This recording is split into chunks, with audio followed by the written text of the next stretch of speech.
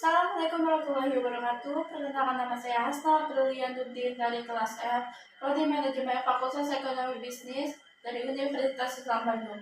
Di sini saya akan menjelaskan karya tulis ilmiah saya yang berjudul Pengaruh Kehadiran E-commerce dan Marketplace terhadap usaha di bidang makanan pada masa pandemi. Karya tulis ilmiah saya terbagi menjadi 4 bagian atau 4 bab. Yang pertama adalah bab pendahuluan, yang kedua bab landasan teori, yang ketiga bab pembahasan, dan yang terakhir adalah bab kesimpulan. Bab yang pertama saya bahas adalah bab pendahuluan yang terdiri dari 4 subbab. Subbab pertama adalah latar belakang, yang kedua rumusan masalah, yang ketiga adalah tujuan, yang keempat adalah manfaat. Subbab pertama yang saya bahas adalah latar belakang. COVID-19 atau coronavirus, sebuah penyakit dari Cina datang ke Indonesia pada bulan Maret 2020, di mana seluruh masyarakat membatasi aktivitasnya karena adanya virus yang mematikan ini. Oleh karena itu, masyarakat dihimbau untuk tetap di rumah dan berjaga jarak pada satu sama lain dan selalu mencuci tangan dan memakai masker. Oleh karena itu, para pedagang atau para produsen sedikit bingung untuk mencari penghasilan karena adanya COVID-19 atau virus coronavirus. E-commerce merupakan penyebaran, penjualan, pembelian, serta pemasaran yang dilakukan di internet atau TV elektronik yang dimana mereka menjual barang dan jasa mereka. Sedangkan marketplace adalah tempat untuk mereka, produsen dan konsumen, yang bisa membeli atau menjual barang dan jasanya dan bisa didownload di HP melalui jaringan internet. Alasan saya membeli judul ini adalah karena di masa pandemi banyak sekali para pedagang yang ingin mengambil banyak keuntungan dengan cara melakukan atau menjual barangnya di situs e-commerce maupun marketplace, karena tidak hanya di Indonesia, tapi mereka bisa memperluas perdagangannya itu ke seluruh dunia melalui jaringan internet. Dan pembeli juga ingin membeli barang atau dan jasa produsen dengan cara yang praktis. Subbab kedua yang saya bahas adalah rumusan masalah. Karya tulis ilmiah saya mempunyai 2 rumusan masalah. Ada yang pertama, bagaimana pengaruh e-commerce ataupun marketplace di masa pandemi, dan yang kedua adalah peningkatan penjualan para produsen barangnya di marketplace ataupun e-commerce. Sebab yang ketiga adalah tujuan. Karya tulis ilmiah saya mempunyai 3 tujuan. Yang pertama adalah memberi informasi tentang sebuah produk makanan di marketplace ataupun e-commerce. Yang kedua adalah mempermudah para produsen untuk menjual barang dan jasanya di pasar luas. Yang ketiga adalah membuat para konsumen lebih mudah untuk membeli sebuah produk makanan di e-commerce ataupun marketplace. Sebab yang keempat adalah manfaat. Yang pertama, bisa menghemat waktu. Yang kedua, bisa dilakukan tanpa modal besar. Dan yang ketiga adalah membuat bisnis menjadi lebih besar. Bab kedua adalah landasan teori yang berisi dari definisi-definisi. Definisi yang pertama atau 2.1 adalah definisi pengaruh.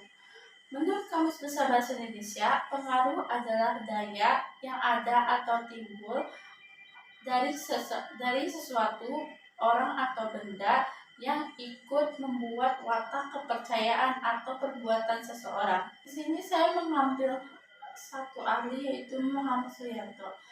Menurut Muhammad Suyanto, pengaruh adalah suatu iklan melalui media tertentu. Definisi yang kedua adalah definisi e-commerce. E-commerce merupakan suatu situs yang berada di jaringan online atau melalui jaringan internet yang dimana para produsen mengirim barang dan jasanya di situs tersebut. Dan menurut McLeod Pearson, e-commerce adalah penggunaan jaringan komunikasi dan komputer untuk melaksanakan proses bisnis. Dan e-commerce adalah penggunaan internet dan komputer dengan browser web untuk membeli dan menjual produk. Yang ketiga adalah jenis-jenis e-commerce. E-commerce mempunyai 4 jenis. Yang pertama adalah business to business atau business B2B. Business to business memiliki karakteristik yaitu pertukaran data secara berulang-ulang dengan format data yang telah disetujui kesepakatan bersama. Yang kedua adalah business to customer, yaitu servisnya untuk umum dan juga informasinya juga secara umum. Yang ketiga adalah consumer to consumer atau C2C, yang dimana para konsumen bisa menjual langsung barangnya ke konsumen lain. Salah satu contoh perusahaan yaitu eBay.com, yaitu perusahaan lelang. Dan yang terakhir adalah customer to business. Yang customer to business adalah model bisnis di mana para konsumen atau individu menciptakan nilai dan perusahaan dapat menerima penilaian konsumen tersebut. Salah satu contoh adalah Priceline.com yang merupakan situs web di mana seseorang kemungkinan menjual barangnya ke sebuah atau sesuatu perusahaan.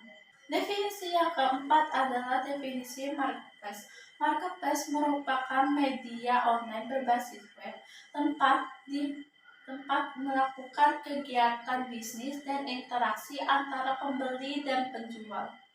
Media marketplace juga merupakan model e-bisnis, yaitu interaksi antara pembeli dan penjual. Sebab selanjutnya yaitu adalah jenis-jenis marketplace. Marketplace terbagi menjadi 2 jenis, yaitu marketplace horizontal dan marketplace vertikal. Marketplace horizontal memiliki banyak sekali kategori-kategori yang berbeda seperti peralatan rumah tangga dan lain-lain. Sedangkan marketplace vertikal itu hanya mempunyai satu kategori saja, yang itu memiliki web khusus sendiri seperti web peralatan rumah tangga. Definisi yang terakhir adalah definisi pandemi. Dalam istilah kesehatan, pandemi terjadi karena suatu penyakit yang mengakibatkan banyak korban di seluruh dunia.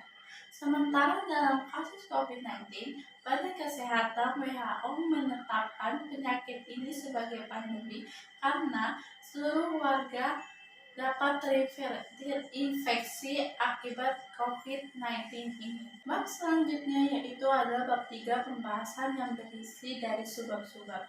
Subbab pertama yaitu fenomena pengaruh e-commerce dan marketplace usaha di Indonesia.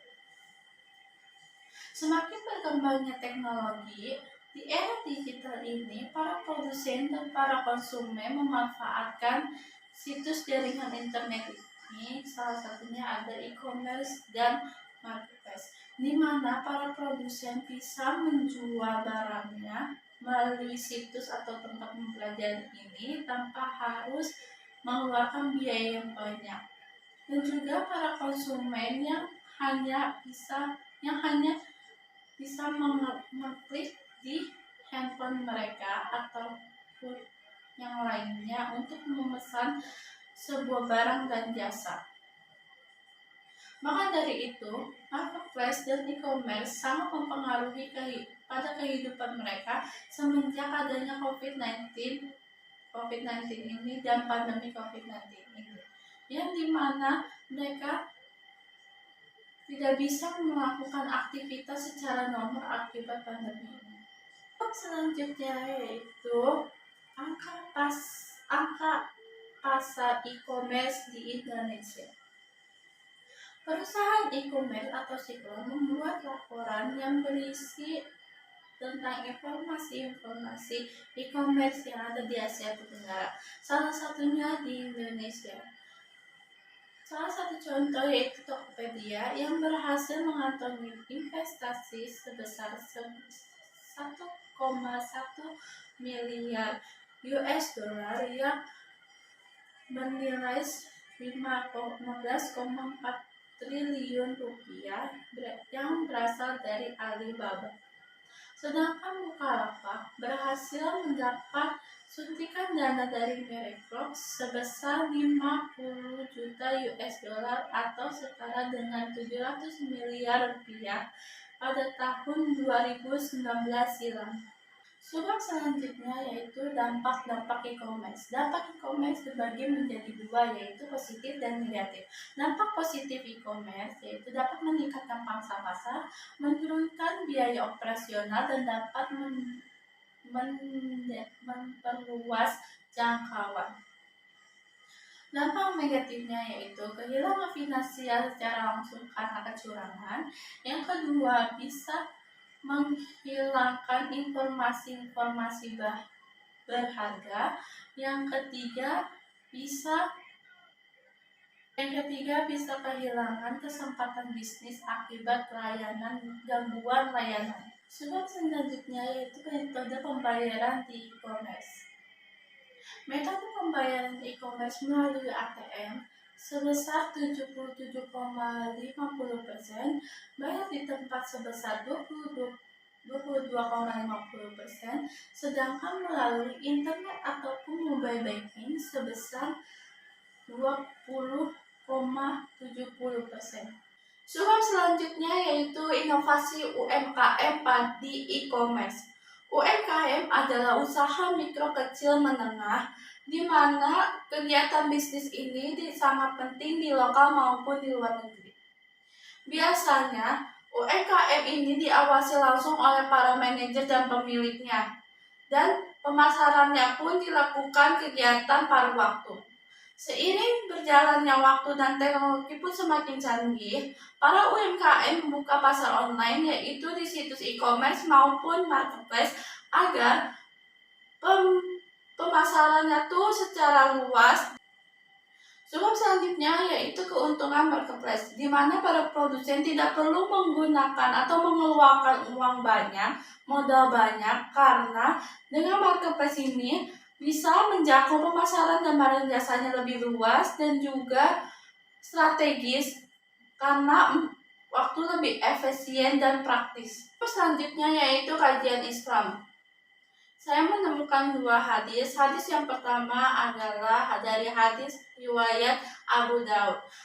Aisyah pernah berkata, Rasulullah SAW pernah bersabda, sesungguhnya apa yang kalian makan adalah berasal dari hasil usaha kalian, dan sesungguhnya anak-anak kalian termasuk dari usaha kalian. Hadis riwayat Abu Daud.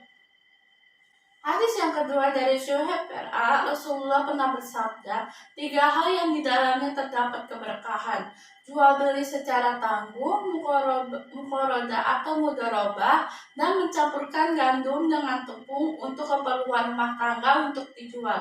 Hadis riwayat Ibnu Majah.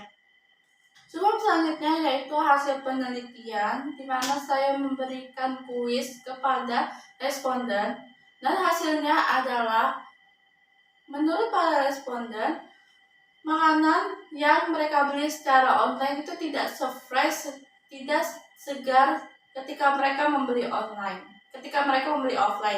Dan juga para konsumen memprotes agar para produsen meningkatkan kemasan ataupun barang dan jasanya itu lebih baik.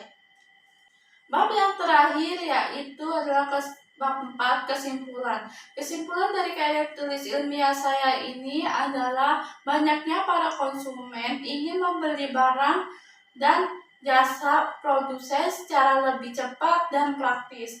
Dan juga para produsen tidak perlu mengeluarkan biaya banyak karena dengan adanya jaringan internet, pemasaran produsen lebih luas. Dan saran karya tulis ilmiah saya adalah para produsen dan para konsumen harus bekerja sama agar lebih saling menguntungkan. Sekian dari saya. Bila kurang lebihnya mohon maaf. Saya akhiri. Wassalamualaikum warahmatullahi wabarakatuh.